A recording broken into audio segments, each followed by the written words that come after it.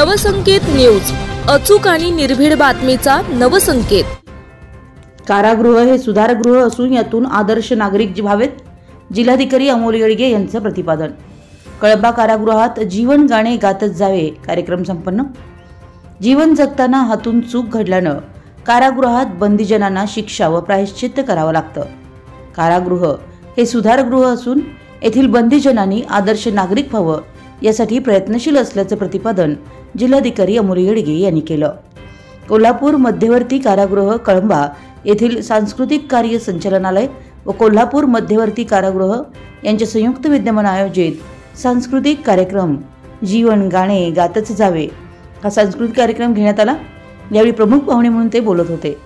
यावेळी कार्यक्रमाचे अध्यक्ष म्हणून कोल्हापूर मध्यवर्ती कारागृहाचे अधीक्षक NG सावंत, अतिरिक्त अधीक्षक विवेक झेंडे, सांस्कृतिक संचालनालयाचे रोहित पाटील, कारागृहातील पोलीस अधिकारी व बंदीजन आदी उपस्थित होते। कार्यक्रमाच्या प्रास्ताविकात अधीक्षक NG सावंत यांनी कारागृह हे बंदीजनांना सुधारणा व जीवनमान बदलण्यासाठी असून यासाठी सकारात्मक दृष्टिकोन ठेवावा असं सांगितलं।